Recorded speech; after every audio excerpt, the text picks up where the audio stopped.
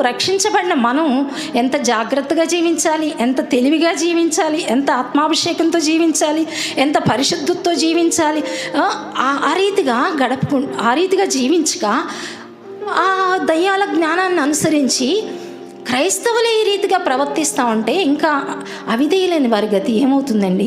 కనుక ఇంటి యొద్దే తీర్పు ప్రారంభం అవ్వకుండా ప్రతి క్రైస్తవ విశ్వాసి కూడా చాలా జాగ్రత్తగా మనం పరిశీలించుకోవాలండి. దేవునికి సరెండర్ అయిపోవాలి.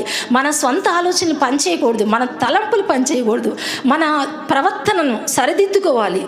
ఎక్కడ తప్పిపోతున్నామో, ఎక్కడ ఏ విషయాల్లో బలహీనపడుతున్నామో మనం జాగ్రత్త చేసుకుని సరిచేసుకుని వాక్యానుసారంగా వాక్యపు వెలుగులో జీవించినప్పుడే, దేవుని చిత్తాన్ని మనం సంపూర్ణంగా నెరవేర్చినప్పుడే, అంతవరకు సహించినప్పుడే, అంతవరకు రక్షణ కాపాడుకున్నప్పుడే మనం పరలోక రాజ్యంలో చేరువారంగా ఉంటాం.